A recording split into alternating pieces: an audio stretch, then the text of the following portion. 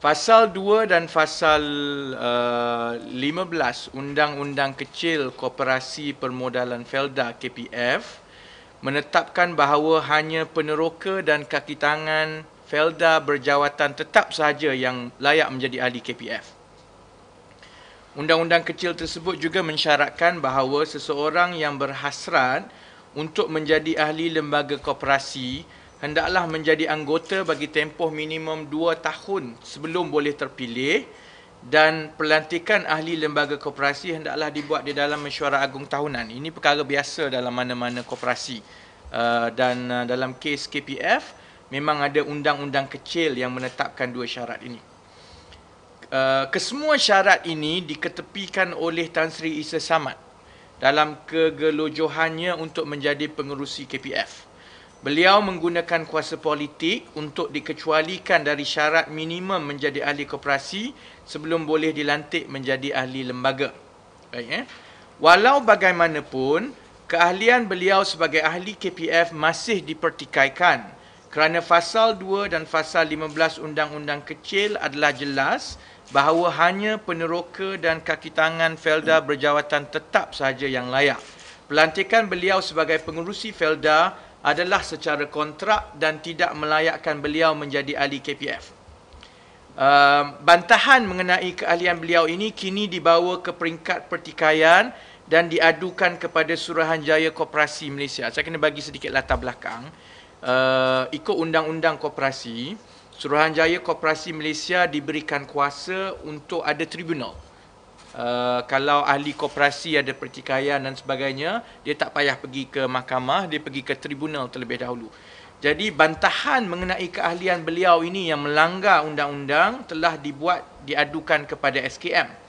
30 orang peneroka yang diketuai oleh seorang bernama Encik Abdul Wahid Sulaiman telah membuat laporan bantahan keahlian Tan Sri Isa Samad kepada SKM, dan kesnya akan didengari esok jam 10 pagi.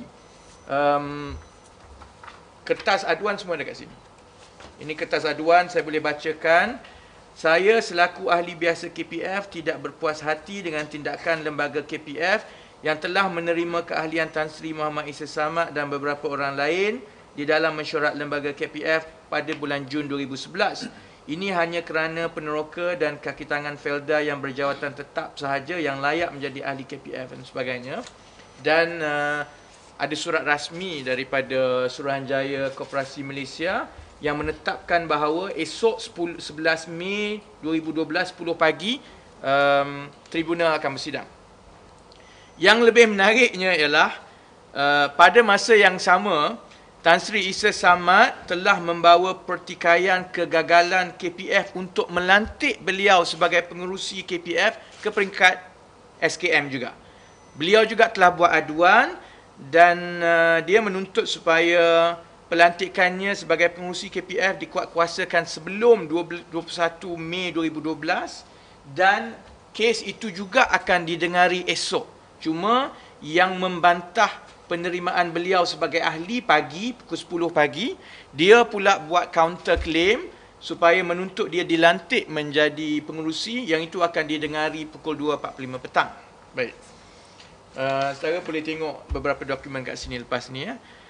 Okay, ini yang masalahnya. Kedua-dua kes ini akan didengari oleh Encik Kamarul Zaman Muhammad Buhari atas kapasiti beliau sebagai pengarah bahagian litigasi SKM. Both cases will be heard by the same person.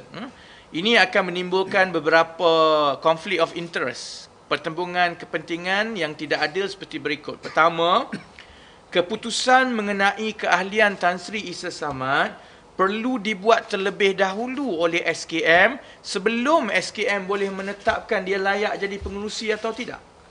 He cannot be a pengerusi when he's not a member.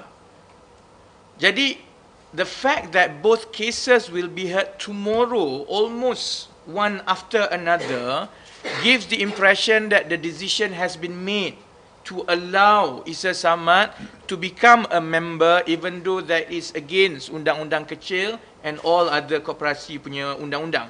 Dan seolah-olah memberi gambaran aduan 30 orang peneroka itu sudah ditolak. Dan perkara yang kedua, conflict of interest is both cases will be heard by Encik Kamaruzaman Muhammad Bukhari when it is so closely related. The outcome of one will have a big impact on the other case. Jadi this is clearly a conflict of interest, especially kerana sebelum ini the same person is involved in campur tangan SKM untuk membolehkan Tan Sri Isa Samad menjadi ahli KPF, which is being disputed now. So you have a person who previously had intervened from SKM to say, set aside the bylaw, allow Musa Isa Samad to become member. Now he is also hearing the appeal yang members, yang peneroka 30 orang bawa kepada SKM. Sebab itu kita mendesak supaya Suruhanjaya Koperasi Malaysia bertindak profesional dan jangan tunduk kepada tekanan politik supaya boleh berlaku adil kepada seluruh warga Felda.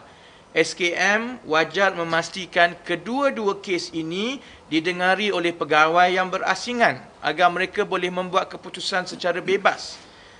Tindakan SKM sekarang, putting the same person as previously making the decision, now he is chairing a tribunal to decide on the decision that he has made before, is given the impression it's just sandiwara lah, melepaskan batuk di tangga. Dan kita juga mengutuk kegelojohan Tan Sri Isa Samad. Saya tak faham kenapa dia tak sabar-sabar sangat. I mean, he has all this power.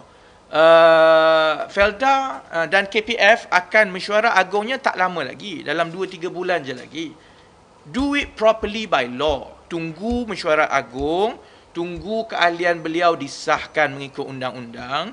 Kemudian saya rasa tak ada masalah sebab dia sudah mendapat mandat daripada Felda dan kerajaan. Kenapa dia perlu bend and break every law possible supaya dia boleh jadi pengerusi KPF dalam masa seminggu 2 minggu ini? Ini menimbulkan banyak tanda tanya, dan yang paling kita gusar ialah sikap beliau ini turut membayangkan kalaulah dia menguasai keseluruhan Felda selepas ini, if this is how he behaves and reacts to the smallest part of rules of law, bab nak jadi ahli koperasi pun dia boleh break every law. I cannot imagine when you give the control of a 21 billion entity to a person like this. Off the window corporate governance, off the window undang-undang, off the window respect for law. Sebab itu walaupun kes ini bagi Datuk Seri Tan Sri Isa Samad kes kecil, tapi bagi kita it's something that we will follow up and make sure bahawa 30 peneroka yang bawa kes ini will get their fair chance of hearing dekat SKM tomorrow. MalaysiaKini.com. Pada Malaysia Kini. Pada Malaysia Kini.